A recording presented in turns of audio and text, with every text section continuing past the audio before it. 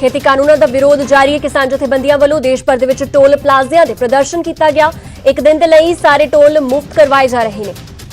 करनाल दे Bastara toll plaza ते देर रात पहुंचे किसानां ने टोल प्लाजा टोल फ्री करवा दिता। किसानां दे रोह नूं देखदिआं होया टोल मुलाजम बिना पर्ची वाहनां नूं लंघा रहे हैं।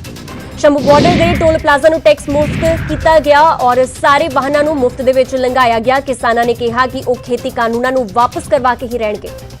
प्रधानमंत्री नरेंद्र मोदी ने मुड़ तो खेती कानूनां नूं किसानां दे हित दे विच दस्सिआ। उन्होंने कहा कि खेती खेतर दे विच निवेश नाल किसानां नूं काफी फायदा होवेगा।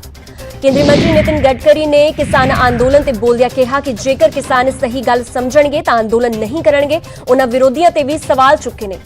केंद्र वालों 15 दसंबर नूं किसानां दे नाल 6वें गेड़ दी मीटिंग करन दी संभावना है। सरकार छेती ही किसानां नूं मीटिंग दे लई सद्दा भेज सकदी है। सरकार दे नाल चल रहे रेड़ के विचाले किसान जथेबंदियां ने कहा कि असीं गलबात तो कदे इनकार नहीं किया। गलबात केंद्र ने तोड़ी है, असीं नहीं तोड़ी। किसान आगू रुलदू सिंह ने कहा कि किसान भी केंद्र दे नाल गलबात लई तैयार ने। जे सरकार लिखती सद्दा भेजेगी तां किसान मिलण जाणगे। किसान आगू बलबीर सिंह राजेवाल ने कहा कि फिलहाल रेलां रोकण दी कोई योजना नहीं है ते जे केंद्र तो गलबात दा नवां सद्दा मिलिया तां विचार कीता जावेगा। खेती कानूनां खिलाफ अंदोलन दे विच हो रही किसानां दी मौत ते राहुल गांधी ने केंद्र सरकार ते निशाने साधे। उन्हां पुछया कि होर किन्ने किसानां नूं बली देनी पवेगी। हुण तक 10 तो वध किसानां दी मौत हो चुकी है। जंतर मंतर ते कांग्रेस दा धरना लगातार जारी है। पिछले 6 दिन तो कांग्रेस दे सांसद किसानां दे हक दे विच धरने ते बैठे ने। खेती कानून रद्द करवाउण दे लई भारतीय किसान यूनियन ने सुप्रीम कोर्ट दे विच पहुंच कीती। यूनियन ने पटिशन दे विच कहा कि इन्हां कानूनां दे नाल किसान कमजोर हो जाणगे। सिंह बॉर्डर दी रेड लाइट ते बैठे किसानां ते दिल्ली पुलिस ने पर्चा भी दर्ज किया है। कोरोना महामारी एक्ट ते होर धारावां तहत FIR दर्ज की गई है। उधर पोस्टर विवाद ते किसान जथेबंदियां ने उगराह जथेबंदी तो किनारा कर लिया। किसान आगू राजेवाल ने कहा कि टिकरी बॉर्डर ते धरने दे नाल साडा कोई संबंध नहीं है।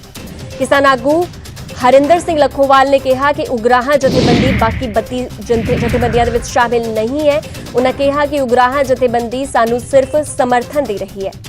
दिल्ली मोर्चे दे विच नौकरी छड्ड के पहुंचे डॉक्टर अशोक शर्मा की छुट्टी मंजूर हो गई है। दस दईए कि राहुल गांधी ने इस मामले दे विच सिद्धे तौर पर दखल दिता सी।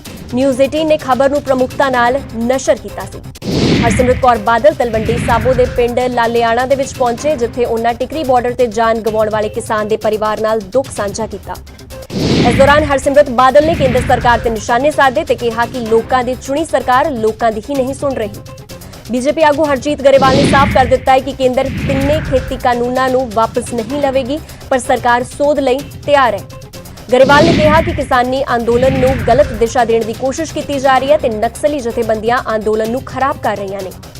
उधर बीजेपी नेता तरुण चुग ने कहा कि किसानां नूं अपना अंदोलन खत्म कर देना चाहिए है ते खेती कानून किसानां दे हित दे विच ही ने। पंजाबी गायक गुरदास मान दिल्ली मोर्चे ते खाना बनाउंदी बजुर्ग महिला की तस्वीर उन्हां वल्लों शेयर की गई। गुरदास मान ने कहा कि किसानां दे हक दे विच फैसला होवे ते मामा छेती ही घर वापसी करन। पंजाबी कलाकार सिंगा ते सिप्पी गिल ने सिंघू बॉर्डर पहुंच के किसानां दी हमायत की। दोहां ने कहा कि इस आंदोलन ने पंजाब ते हरियाणा नूं मुड़ तो एक कर दिता है।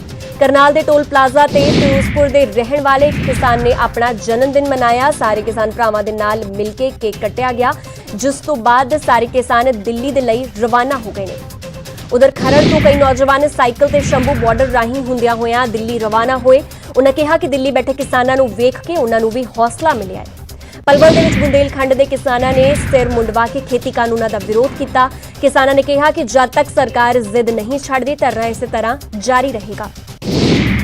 मुक्तसर साहिब दे विच छोटे छोटे बच्चों ने भी खेती कानूनां दा विरोध किया। बच्चों ने किसानां दे हक दे विच साइकिल रैली कड्ढी। गोहाना दे विच किसानां ने वखरे ढंग दे नाल खेती कानूनां दा विरोध किया। डफली वजा के केंद्र सरकार खिलाफ रोष जताया गया। महाराष्ट्र के सिक्ख्या मंत्री ने पलवल दे विच किसानां दे धरनिਆਂ दे विच हिस्सा लिया। उन्होंने कहा कि बीजेपी किसान हितैषी होने का विखावा कर रही है। खेती कानूनों के खिलाफ दिल्ली के बॉर्डर से किसानों का धरना लगातार जारी है। इस धरने दे विच लोग लगातार शामिल हो रहे हैं। अमृतसर तो भी एक काफिला दिल्ली मोर्चे के लिए रवाना होया। रोपड़ के कई पिंडों के नौजवान भी दिल्ली के लिए रवाना हुए। समाज सेवियों ने दिल्ली जाने वाले वाहनों के विच तेल पवाउण की सेवा निभाई।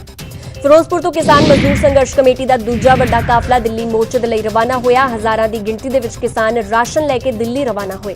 ਕਰਨਾਲ ਦੇ ਵਿੱਚ ਕਿਸਾਨਾਂ ਦੇ ਸਮਰਥਨ ਦੇ ਵਿੱਚ ਜ਼ਿਲ੍ਹਾ ਕੌਂਸਲ ਦੀ ਮੈਂਬਰ ਕੁਲਜੀਤ ਕੌਰ ਨੇ ਅਸਤੀਫਾ ਦੇ ਦਿੱਤਾ ਹੈ।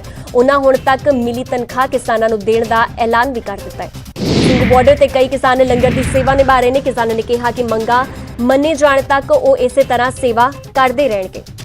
ਕੇਂਦਰ ਵੱਲੋਂ ਸਾਰੇ ਦੇਸ਼ ਦੇ ਵਿੱਚ 700 ਚੌਪਾਲ ਬਣਾਉਣ ਦੀ ਯੋਜਨਾ ਦਾ ਕਿਸਾਨਾਂ ਨੇ ਸਖਤ ਜਵਾਬ ਦਿੱਤਾ। ਉਹਨਾਂ ਨੇ ਕਿਹਾ ਕਿ ਭਾਵੇਂ 7000 ਚੌਪਾਲਾਂ ਬਣਾ ਲਓ ਪਰ ਖੇਤੀ ਕਾਨੂੰਨ ਤਾਂ ਵਾਪਸ ਲੈਣੇ ਹੀ ਪੈਣਗੇ। ਸਿੰਘ ਬਾਰਡਰ ਤੇ ਹੁਣ ਕਿਸਾਨਾਂ ਦੇ ਲਈ ਜਿਮ ਵੀ ਖੁੱਲ ਗਿਆ ਹੈ। ਇਸੇ ਤਰ੍ਹਾਂ ਕਿਸਾਨਾਂ ਨੇ ਮਸਾਜ ਦੇ ਲਈ ਕੁਰਸੀਆਂ ਵੀ ਲਗਾਈਆਂ ਨੇ।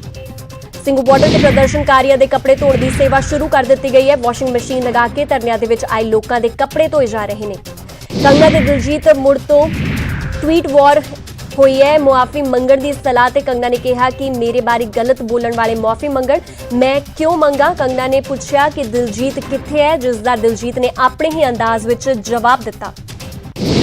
ਕੋਰੋਨਾ ਦੇ ਮਾਮਲਿਆਂ ਨੂੰ ਦੇਖਦਿਆਂ ਹੋਇਆਂ ਪੰਜਾਬ ਸਰਕਾਰ ਨੇ 1 ਜਨਵਰੀ ਤੱਕ ਨਾਈਟ ਕਰਫਿਊ ਵਧਾ ਦਿੱਤਾ ਹੈ। ਪਹਿਲਾਂ 15 ਦਸੰਬਰ ਤੱਕ ਨਾਈਟ ਕਰਫਿਊ ਲਗਾਇਆ ਗਿਆ ਸੀ। ਸੰਗਰੂਰ ਦੇ ਵਿੱਚ ਅਗਵਾ ਕਰਕੇ ਇੱਕ ਨੌਜਵਾਨ ਨੂੰ ਮੌਤ ਦੇ ਘਾਟ ਉਤਾਰ ਦਿੱਤਾ ਗਿਆ ਹੈ। ਅਣਪਛਾਤੇ ਹਮਲਾਵਰਾਂ ਨੇ ਤੇਜ਼ਧਾਰ ਹਥਿਆਰਾਂ ਦੇ ਨਾਲ ਵਾਰਦਾਤ ਨੂੰ ਅੰਜਾਮ ਦਿੱਤਾ। ਪਾਣੀਪਤ ਦੇ ਸੈਕਟਰ 29 ਦੇ ਵਿੱਚ ਇੱਕ ਸ਼ਖਸ ਨੇ ਗਲਾ ਦਬਾ ਕੇ ਆਪਣੀ ਪਤਨੀ ਨੂੰ ਮੌਤ ਦੇ ਘਾਟ ਉਤਾਰ ਦਿੱਤਾ। ਦੱਸਿਆ ਜਾ ਰਿਹਾ ਹੈ ਕਿ ਪਤੀ ਦੇ ਨਾਜਾਇਜ਼ ਸੰਬੰਧ ਸਨ, ਜਿਸ ਕਾਰਨ ਦੋਹਾਂ ਵਿਚਾਲੇ ਅਕਸਰ ਲੜਾਈ ਹੁੰਦੀ ਰਹਿੰਦੀ ਸੀ। ਬਰਨਾਲਾ ਪੁਲਿਸ ਨੇ ਕਤਲ ਮਾਮਲੇ ਦੇ ਵਿੱਚ 5 ਵਿਅਕਤੀਆਂ ਨੂੰ ਕਾਬੂ ਕੀਤਾ ਹੈ। ਕੁਝ ਦਿਨ ਪਹਿਲਾਂ 20 ਸਾਲਾ ਨੌਜਵਾਨ ਦੀ ਲਾਸ਼ ਗਟਰ 'ਚੋਂ ਮਿਲੀ ਸੀ। ਹਮੀਰਪੁਰ ਪੁਲਿਸ ਨੇ 320 ਗ੍ਰਾਮ ਹੈਰੋਇਨ ਸਮੇਤ ਇਨੋਵਾ ਸਵਾਰ 2 ਨੌਜਵਾਨਾਂ ਨੂੰ ਗ੍ਰਿਫਤਾਰ ਕੀਤਾ ਹੈ। ਹੈਰੋਇਨ ਦੀ ਕੀਮਤ ਕਰੋੜਾਂ ਰੁਪਏ ਦੱਸੀ ਜਾ ਰਹੀ ਹੈ। ਟਾਂਡਾ ਨੇੜੇ ਪਿੰਡ ਜਲਾਲਪੁਰ ਵਿਖੇ ਮੋਟਰਸਾਈਕਲ ਸਵਾਰ ਲੁਟੇਰਿਆਂ ਨੇ ਇੱਕ ਸ਼ਖਸ ਤੇ ਗੋਲੀਆਂ ਚਲਾ ਦਿੱਤੀਆਂ। ਹਮਲੇ ਦੇ ਵਿੱਚ ਸਾਬਕਾ ਫੌਜੀ ਗੰਭੀਰ ਰੂਪ ਨਾਲ ਜ਼ਖਮੀ ਹੋ ਗਿਆ। ਕਰਨਾਲ ਦੇ ਸੈਕਟਰ 7 ਦੇ ਵਿੱਚ ਲੁਟੇਰਿਆਂ ਨੇ ਬੈਂਕ ਤੋਂ ਆਏ ਨੌਜਵਾਨ ਨੂੰ ਲੁੱਟਣ ਦੀ ਕੋਸ਼ਿਸ਼ ਕੀਤੀ। ਨੌਜਵਾਨ ਨੇ ਲੁਟੇਰਿਆਂ ਦਾ ਡਟ ਕੇ ਸਾਹਮਣਾ ਕੀਤਾ, ਜਿਸ ਕਾਰਨ ਲੁਟੇਰਿਆਂ ਨੂੰ ਭੱਜਣਾ ਪੈ ਗਿਆ। ਉਧਰ ਜਲੰਧਰ ਦੇ ਸੰਤ ਨਗਰ ਦੇ ਵਿੱਚ ਹੋਏ ਕਤਲ ਮਾਮਲੇ ਦੇ ਵਿੱਚ ਪੁਲਿਸ ਨੇ 4 ਮੁਲਜ਼ਮਾਂ ਨੂੰ ਕਾਬੂ ਕੀਤਾ ਹੈ। ਗੁਰਦੁਆਰੇ ਦੇ ਪ੍ਰਧਾਨ ਦੇ ਪੁੱਤਰ ਦਾ ਤੇਜ਼ਧਾਰ ਹਥਿਆਰਾਂ ਨਾਲ ਕਤਲ ਕਰ ਦਿੱਤਾ ਗਿਆ ਸੀ। ਪਠਾਨਕੋਟ ਦੇ ਸਿਵਲ ਹਸਪਤਾਲ ਦੇ ਵਿੱਚ ਲੋਕਾਂ ਨੇ ਹੰਗਾਮਾ ਕਰ ਦਿੱਤਾ। ਲੋਕਾਂ ਨੇ ਡਾਕਟਰਾਂ ਤੇ ਹਸਪਤਾਲ ਦੇ ਵਿੱਚ ਨਾ ਆਉਣ ਦੇ ਇਲਜ਼ਾਮ ਲਗਾਏ ਨੇ। ਪੰਜਾਬ ਫਿਲਮ ਅਦਾਕਾਰ ਯੁਵਰਾਜ ਸਿੰਘ ਦੇ ਵਿਵਾਦਿਤ ਬਿਆਨ ਤੇ ਹੁਣ ਕ੍ਰਿਕਟਰ ਯੁਵਰਾਜ ਸਿੰਘ ਨੇ ਪੋਸਟ ਪਾਈ ਹੈ। ਯੁਵਰਾਜ ਨੇ ਕਿਹਾ ਕਿ ਉਹ ਪਿਤਾ ਦੇ ਬਿਆਨਾਂ ਤੋਂ ਦੁਖੀ ਨੇ। ਉਹਨਾਂ ਦੀ ਨਿੱਜੀ ਸੋਚ ਨਾਲ ਉਹ ਸਹਿਮਤ ਨਹੀਂ ਹੈ। ਸੁਖਬੀਰ ਸਿੰਘ ਬਾਦਲ ਨੇ ਅਕਾਲ ਤਖਤ ਸਾਹਿਬ ਦੇ ਨੇੜੇ ਗੁਰਦੁਆਰਾ ਸ਼ਹੀਦ ਬਾਬਾ ਗੁਰਬਖਸ਼ ਸਿੰਘ ਦੇ ਅਖੰਡ ਪਾਠ ਸ਼ੁਰੂ ਕਰਵਾਏ। ਇਸ ਮੌਕੇ ਹਰਸਿਮਰਤ ਕੌਰ ਬਾਦਲ, ਸ਼੍ਰੋਮਣੀ ਕਮੇਟੀ ਪ੍ਰਧਾਨ ਜਗੀਰ ਕੌਰ ਸਮੇਤ ਕਈ ਆਗੂ ਮੌਜੂਦ ਰਹੇ। ਚੰਬਾ ਦੇ ਨੇੜਲੇ ਪਿੰਡਾਂ ਦੇ ਵਿੱਚ ਲੋਕਾਂ ਨੂੰ ਪੀਣ ਦੇ ਲਈ ਪਾਣੀ ਨਹੀਂ ਮਿਲ ਰਿਹਾ। ਇੱਕ ਪਿੰਡ ਦੇ ਵਿੱਚ ਤਾਂ ਪਿਛਲੇ 15 ਸਾਲ ਤੋਂ ਪਾਣੀ ਦੀ ਸਮੱਸਿਆ ਬਣੀ ਹੋਈ ਹੈ।